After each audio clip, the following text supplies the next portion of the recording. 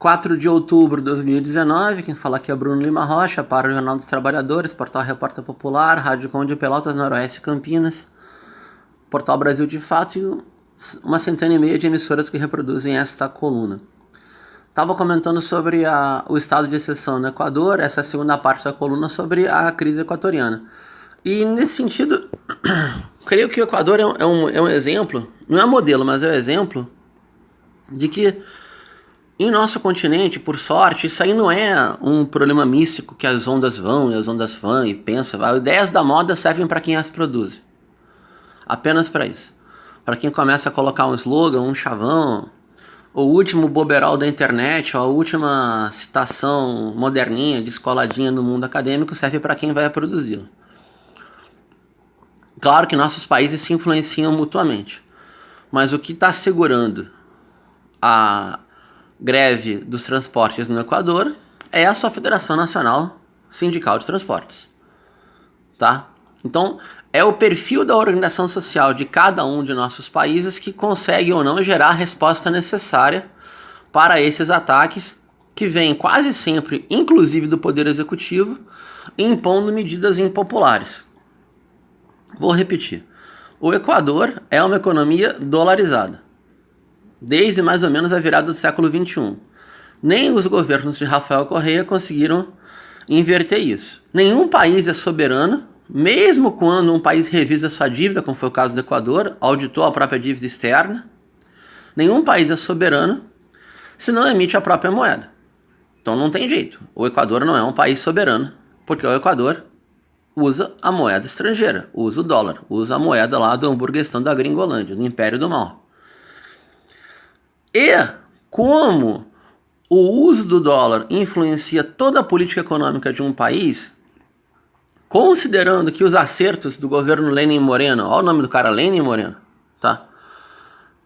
Apontam um alinhamento e uma subordinação maior para a presença do capital especulativo, do capital estrangeiro, e supostamente está todo mundo em busca, esses acionistas privados em busca de rentabilidade, eles cortaram os subsídios. Vocês conhecem um país que aconteceu a mesma coisa? Eu conheço dois, Brasil e Argentina.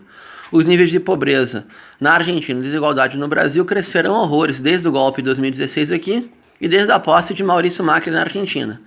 É algo mais ou menos parecido que a gente pode usar como termo de comparação. Quando se corta o subsídio do insumo básico do transporte de todo o país, é evidente que todas as cadeias que dependem do transporte, quase todas, vão encarecer seus preços. Isso é um país que tem um problema seríssimo de escassez e um desemprego bem alto, além de ser uma economia dolarizada com muita marginalização e informalidade. Só isso já era motivo para uma greve geral de 3 dias. Qual foi a resposta do governo Moreno? Tensionar, fazer uma queda de braço, apontar que os grevistas fazem aliança com grupos delinquentes, e aí vamos ser franco, numa situação de greve geral e de pobreza e de confronto com a repressão, já que quem está sentando sarrafo lá é a Polícia Nacional, porque tem polícia vinculada ao governo federal, a pobreza urbana, a juventude marginalizada também comete crimes, como o saque de pequenos comércios. O pequeno comerciante não é inimigo do povo, mas no capitalismo com o consumo frustrado, o pessoal que tem as coisas em casa. Isso acontece até nos levantes populares do antigo primeiro mundo, como no levante da Inglaterra, nos Estados Unidos, etc. A outra coisa é falar que a Concertación, ou os grupos de oposição unificados, seriam os grandes responsáveis por uma manipulação política do uso dessa greve. É a velha lenga-lenga de sempre. E para isso, o governo Moreno articula com os meios de comunicação, eu estou acompanhando 3 pelo menos já há 12 horas antes de gravar essa coluna, e é que tem que reforçar essa ideia, tá? Novamente, chamando ao papel, ao emprego, as Forças Armadas e a Força de Repressão Nacional, a Polícia Nacional. As declarações de ministros e ministras do seu governo são terríveis. Como se houvesse uma ordem pública linda e maravilhosa, o país não passasse dificuldade e todo o problema fosse de ordem moral, já que há algum tipo de violência contra o pequeno comércio.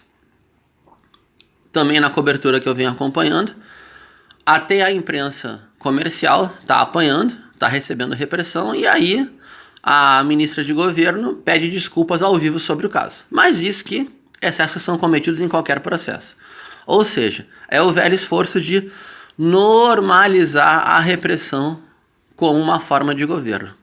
Quem já tem uns anos de estrada já viu esse filme antes. A gente viu que foi os anos 90 na América Latina e a virada que nossos povos deram. Nossos países não se renderam ainda, nem os povos da América Latina. Escrevam o que eu estou dizendo. Um abraço, seguimos em frente. Bruno.